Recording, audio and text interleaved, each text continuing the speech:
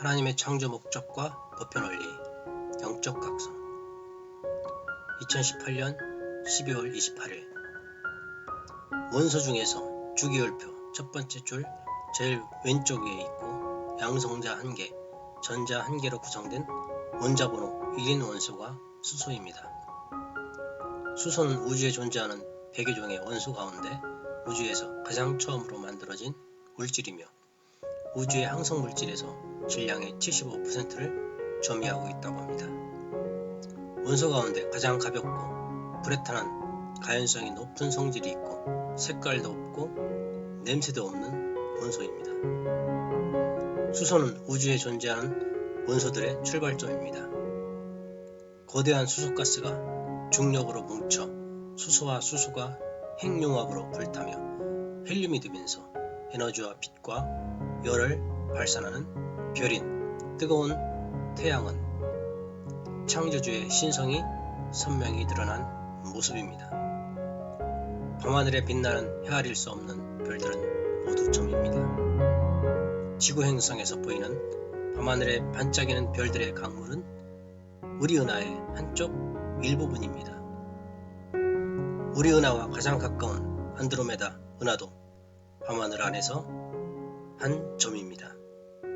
무한한 대우주에서 모든 별들은 한 점입니다. 인류가 살아가는 이 지구 행성은 점 안에 점입니다.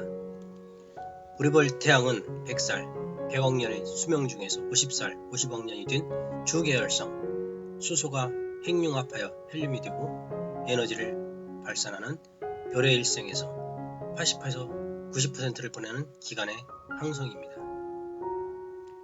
대우주에 존재하는 모든 것은 원인자가 아닙니다. 창조주가 부여한 고유한 목적을 가진 결과적 존재입니다. 모든 개체의 존재 목적은 창조주가 부여한 창조 목적을 지향하고 있습니다. 대우주를 운행하는 자연 법칙은 창조주의 신성에서 비롯된 것입니다. 대우주에 존재하는 모든 것은 고유한 창조 목적이 있기 때문에 창조주의 신성 즉 자연 법칙은 예 없기 때문에 무한한 대우주 안에는 지구 행성이 인류와 같은 영혼을 가진 생명체는 무한히 존재할 것입니다. 현재까지 인류가 천체만환경으로 확인한 이 거대한 대우주 속에서 우리 은하계 안에서 한 점인 태양계 안에 있는 지구 행성에 존재하는 우리 인류만이 창조주의 신성을 가진 영적 존재로 창조되었다는 것은 너무나 협소한 판단일 가능성이 매우 큽니다. 창조주 하나님은 수소와 산소가 결합하여 생명을 잉태하고 생명을 살릴 수 있는 물을 만들어 주셨습니다. 그렇기 때문에 우리 인류는 한 점 안에서 창조주의 신성이 가득한 대자연으로부터 같은 피를 받은 친족이 맞습니다. 한 점 안에 있는 모든 것은 하나의 사랑과 생명에서 나온 혈족입니다. 하나님을 모르고 잠시 그 한 점 속에서 갈기갈기 국경선을 그어놓고 피로 얼룩진 전쟁을 했지만 한 점 안에서 각자 별개의 신을 조각하여 세워놓고 다른 조각의 신을 세운 사람들을 미워했지만 반짝반짝 빛나는 점들이 우리의 눈 속에 들어오면 밤하늘은 하나님의 눈동자입니다. 우리는 한 점 안에서 함께 사는 사랑과 진리의 빛을 발하는 혈족이 같은 한 가족이 틀림없습니다. 끝없이 펼쳐진 무한한 대우주와 불타는 태양과 아름다운 지구성의 자연 만물과 생명체들은 인간이 만든 것이 아닙니다. 이 지구 행성에 인류가 출현한 것도 인간이 선택한 것이 아닙니다. 인간은 대자연을 창조한 위대한 사랑의 힘과 생명의 요소로 탄생한 자연의 일부입니다. 모든 사람은 위대한 대자연의 이세이며 대자연을 창조하신 창조주 하나님의 이세가 틀림없습니다. 지구성의 대지와 바다와 공중에 펼쳐져 살아가는 생명들을 바라보면 천태만상입니다. 어떻게 하나의 빛에서, 하나의 바람에서, 하나의 흙에서, 하나의 물에서 이토록 각양각색으로 나타났는지 창조주 하나님이 창조하신 피조세계의 신비로움은 어떤 필설로도 형용할 길이 없습니다. 밝은 빛과 따뜻한 열, 그리고 에너지가 광자라는 본질에서 나오는 것과 같이 빗물이 바다가 되고 수증기가 되고 구름이 되고 다시 빗물이 되고 눈이 되고 얼음이 되어도 물 H2O라는 본질은 그대로 변함이 없듯이 구름 속에 빗물이 있고 바람에서 습기를 느끼는 것과 같이 피조물 물과 인간의 본질은 창조주 하나님의 사랑입니다. 한번 태어난 기성질일체 인간은 보이는 육신과 보이지 않는 영혼이 남자와 여자를 통하여 생명과 혈통을 이어가며 인간의 본질인 사랑은 마음속에 영원히 거합니다. 모든 피조물은 창조주를 닮아 전개되었습니다. 인간은 피조물 중에 하나의 존재이며 당연히 자연법칙 안에서 생존하며 인생을 영위합니다. 모든 피조물은 자연법칙에서 예외가 없습니다. 자연의 일부로 창조된 인간의 생애도 자연법칙을 결코 벗어날 수 없습니다. 하나님의 창조를 위해서 비롯된 자연현상을 벗어나서 인간만이 자연법칙을 벗어날 수 없습니다. 자연법칙에 따라 자연스럽게 후손에게 거름이 되고 영혼의 양분이 되어 후손의 영혼을 통하여 영원히 생존합니다. 지상세계에 존재하는 피조만물은 어떤 주제도 그 자체의 개체로서 영원히 존재하는 것은 없습니다. 그 개체의 피조물은 사라지지만 그 개체가 경험한 사랑의 기억은 새로운 지상의 신생체 안에 그대로 스며들어 있습니다. 새로운 피조물의 개체 안에 사랑의 원인자로 투입되어 살아있는 것입니다. 즉 새로운 참나무는 이전 참나무의 연계의 삶이 됩니다. 자연의 일부인 인간도 예외 없이 다른 모든 생명체와 마찬가지로 지상에서는 후손의 삶은 곧 조상의 연계의 삶이 되는 것입니다. 하나님은 피조세계 안에서 없는 곳이 없이 편재하신 분이시지만 특별히 가장 강력한 사랑의 영으로 거하시는 것은 인간의 마음입니다. 그리고 하나님의 사랑의 영이 가장 강력하게 움직이는 곳은 바로 가정 안의 가족관계입니다. 그러므로 인간의 영혼이 하나님께로 돌아가면 하나님이 계신 곳은 바로 인간의 마음속이며 가정이기 때문에 인간의 영혼은 사랑하는 사람들의 마음속에서 후손의 가족 안에서 영원한 기억으로 사랑의 작용으로 하나님과 함께 거하고 새로운 사랑의 관계를 끝없이 창조하는 것이 지상생활에서 경험하는 창조 원리의 천리 원칙입니다. 인간은 누구나 가정에서 태어나 자신이 만든 가정을 열매로 남기고 자신이 만든 가족의 원인자로 돌아갑니다. 곧 자신이 만든 가정은 자신의 연계인 것입니다. 사랑하는 가족들과 사랑하는 사람들과 함께 지상생활을 하면서 경험했던 사랑의 기억은 지상에 살고 있는 아들, 딸의 마음속에서 영원히 지워지지 않고 기억되어 살아있습니다. 영원 이전부터 있었고 영원 이후까지 있는 실존은 사랑입니다. 결국 영원한 것은 인간의 마음속에 영원히 지워지지 않는 사랑의 기억입니다. 조부모와 부모가 주셨던 사랑의 기억은 자녀들의 마음속에서 영원히 지워지지 않습니다. 그 후손들의 마음에 간직한 사랑의 기억은 계속되고 상속되어 생명과 혈통의 피출을 통하여 최초의 사랑인 창조주 하나님의 사랑은 영원히 전해지는 것입니다. 그렇기 때문에 사랑의 심정은 영원히 실존하고 사랑의 기억은 영원히 창조되는 것입니다. 인간의 육신이 대자연의 흙으로 돌아가고 영혼은 대자연 속에 있는 내재한 영계로 돌아가면 인간은 하나님의 아들, 딸이기 때문에 하나님의 사랑 안에 원인자로 돌아가는 것입니다. 즉 사랑의 세계에서 사랑의 기억으로 영원히 뿌리를 내리고 안착하게 됩니다. 지상과 영계는 동일한 일체로서 불가분의 관계이듯 육신과 영혼은 혈통을 통해 핏줄 속에서 영원히 완전히 연결되어 있습니다.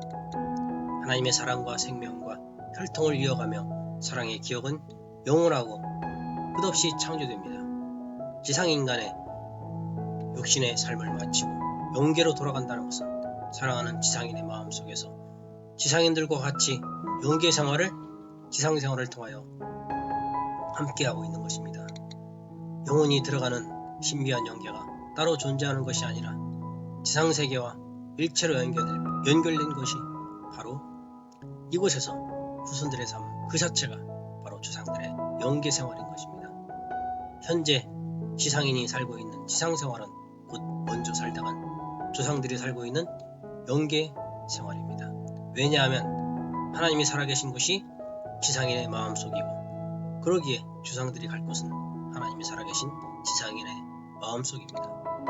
하나님은 사랑의 영계, 즉 지상인의 마음에서 사랑하며 거하시는 분이시기 때문에 조상들의 소원을 이루는 길은 지상인의 참된 꿈을 위하여 참된 사랑과 참된 양심과 참된 정의와 참된 열정을 실천하며 사는 것이 진정으로 조상을 위한 창조 원리적인 유일한 방법인 것입니다. 또한 지상의 삶이 그대로 영계의 삶이 된다는 것은 부모의 삶을 보고 배운 자녀의 삶은 부모를 닮아 그대로 살기 때문에 자녀의 삶을 통해 부모의 영적 삶이 결정되기 때문입니다. 즉 지상인의 마음속에 조상들의 영혼과 사랑과 수망을 담고 있는 것이기 때문에 후손들의 지상생활은 삶 그 자체가 그대로 조상들의 영계생활이 되는 것입니다. 지상에서 조상의 소망을 이루는 방법은 후손들이 오직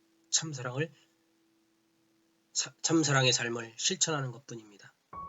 지상에 사는 후손들이 선한 노력을 다함으로써 하나님의 선편으로 부활되면 영계의 조상들이 지상 후손들의 마음속에서 강한 사랑의 작용으로 협조하면서 지상인의 심정을 그대로 느끼고 공감하고 체험하기 때문에 지상 후손들이 부활한 그만큼 조상의 영혼도 그만큼 부활하는 것이 공의의 천리 원칙입니다.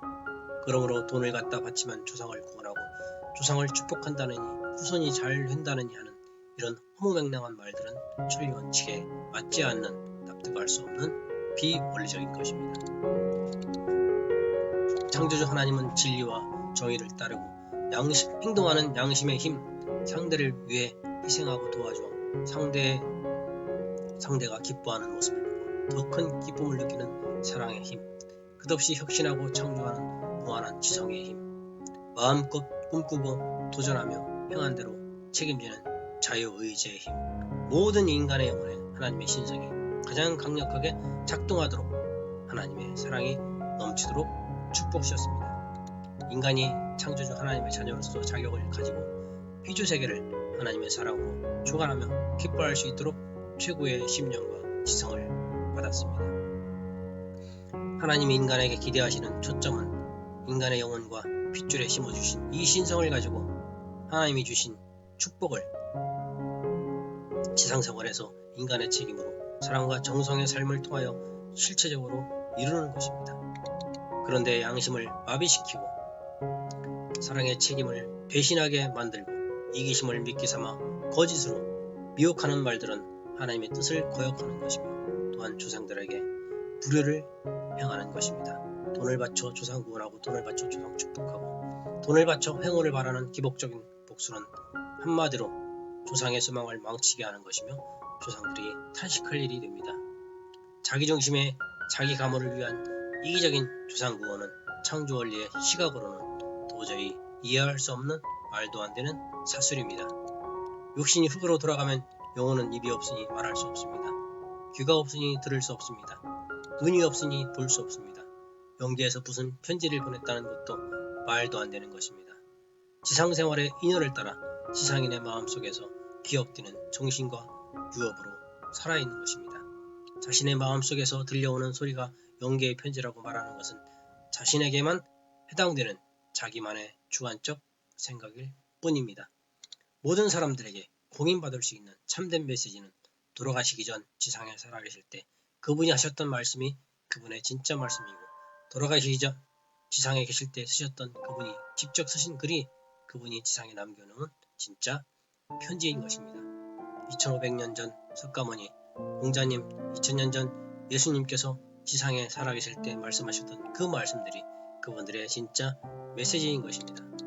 하나님의 창조 목적은 첫 번째, 하나님을 닮은 사랑의 실체 세상인 인간이 하나님께 받은 신성을 가지고 개성 진리체로서 스스로 인격 완성하여 하나님의 기쁨을 위한 선의 실체 대상이 되는 것입니다.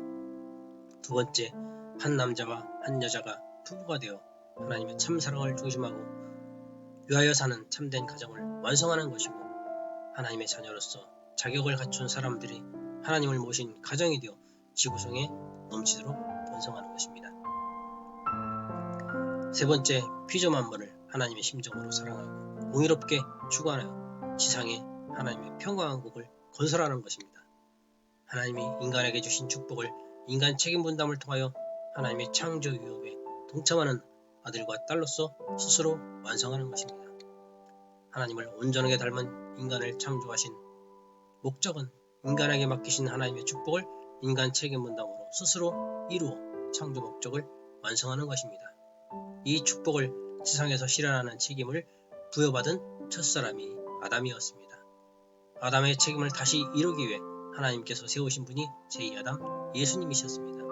못다 이루신 하나님의 창조 목적을 세상에 이루기 위해 제3아담에게 기대하신 하나님의 약속은 명확합니다. 첫 아담과 둘째 아담 예수님께서 약속하셨던 축복을 이루어야 할 책임 분담입니다. 그렇다면 하나님의 창조 이상을 인류 전체의 보편 이상으로 만드는 영적 각성을 어떻게 펼칠 수 있을까? 새 출발을 향하여 무엇을 도전해야 하는가? 누가 행동해야 하는가? 그것은 바로 우리 자신이 스스로 하나님의 아들딸이 되는 자격을 얻는 것입니다. 하나님의 사랑을 모신 하나님의 가정을 확대하는 것입니다. 이 운동이 지구촌 인류 전체에 펼쳐지게 되면 하나님 아래 인류 한 가족은 자연스럽게 실현될 것입니다. 이 꿈을 이루기 위해 인류 앞에 가장 큰 희생과 고문을 바친 중심가정은 당연히 인류 전체가 인정하는 인류의 중심가정, 하나님의 종대가정으로 모시게 될 것입니다. 그러면 하나님을 모신 이상가정으로 인류 역사 앞에 기준이 되는 모델 참가정이 영원히 지상에 정착하고 인류에게 확대될 것입니다. 우리의 두 발 앞에 펼쳐진 하나님께서 눈앞에 보여주신 길은 하나님입니다. 하나님 아래 한 가족, 참사랑 아래 한 가족의 창조 이상을 인류 전체가 모두 자신의 꿈으로 갖게 하는 것입니다. 하나님의 근본 이상을 인류 전체의 보편 이상으로 만드는 발걸음은 우리가 본래 걸어야 할 숙명입니다. 모든 사람의 영혼과 핏줄에 심어주신 하나님의 신성으로 우리가 참사랑의 주인이 되어 위함과 양심과 진리와 정의와 선함을 이 세상 모든 곳에서 발휘하는 것이 하나님의 꿈이요 우리의 꿈이 틀림없습니다. 이 시대의 모든 사람들이 반드시 자신의 삶에서 이루어야 할 인간 책임 분담입니다. 인간은 태어나면서 즉시 하나님의 아들과 딸로서 자격을 갖추어 태어나지 않았습니다. 자신의 책임 분담으로 하나님께 받은 신성을 행함으로써 하나님의 아들과 딸의 인격을 갖춘 자격을 얻는 것이 인간이 부여받은 본연의 정체성입니다. 인간 스스로의 노력을 통하여 실체적으로 지상에 하나님 아래 인류 한 가족, 참사랑 아래 인류 한 가족의 영국 평화 세계를 만드는 위협의 공동 창조주로서 축복을 받은 것입니다. 이것이 인생의 참된 정체성이며 진실한 책임임을 믿습니다. 종교 자체가 인간을 구원하는 것이 아니라 삶에서 하나님을 모신 아들과 딸의 인격을 갖추어 가정의 중심에 하나님을 모신 참된 가정을 이루었을 때 실체적 인간 구원이 성취되는 것입니다. 하나님을 모신 가정을 통해 즉 가정 안에서 가족 구성원들이 위함을 행하고 양심을 따르고 선한 꿈을 위해 열정과 정성을 다하는 참된 가정을 만들므로 인류의 보편 구원이 실현되는 것입니다. 하나님의 근본 이상인 참된 가정을 인류의 보편 이상으로 만드는 것이 새 포도주의 의미입니다. 하나님을 모신 참된 가정을 확대하는 인류의 보편 구원을 위해 우리가 해야 할 사명입니다. 어떤 종교를 신앙하느냐, 어떤 의식을 행하느냐 이런 것들이 인간의 정체성을 결정하는 것이 아닙니다. 이러한 것들은 창조주의 근본 이상을 실현하는 궁극적인 목적을 이루는 데 필요한 다양한 문화의 도구이며 더 좋고 아름다운 문화의 형태로 시대에 따라 장소에 따라 혁신되는 문화의 방법들입니다. 새 포도주는 새 부대에 담아야 한다는 의미는 종교 자체를 통한 구원이 아니라 모두가 하나님께 받은 신성을 행하는 자신의 책임을 노력함으로써 하나님의 아들과 딸로서 자격을 갖춘 인격체로 성숙하는 것이 인간의 참된 정체성을 실현하는 것입니다. 사랑과 신뢰로 참된 부부가 되고 참된 부모의 책임을 다하고 참된 자녀가 되고 참된 형제자매가 되는 책임을 수행함으로써 이웃과 함께 인류 전체가 하나님 중심, 참사람 중심의 하나의 대가족을 만드는 것이 성인들이 가르친 진리의 핵심이며 인생의 궁극적 목표이고 참된 인간의 정체성입니다. 이것이 인류의 보편 구원을 위한 새 포도주를 담는 새 부대입니다. 진리와 정의와 양심을 따르고 사랑과 위함을 행하고 선한 꿈을 향해 정성을 다하는 것이 하나님의 영과 일문일답으로 통하는 진정한 영통, 참된 영적 각성입니다. 자신이 하는 말과 행동으로 자신의 정체성을 스스로 결정하는 것이 인생입니다. 자신이 먼저 하나님께 받은 사랑과 진리와 의와 선을 스스로 행하며 양심을 따르고 위함의 삶을 사는 것이 하나님의 참된 아들과 딸로서 참된 인생임을 믿습니다.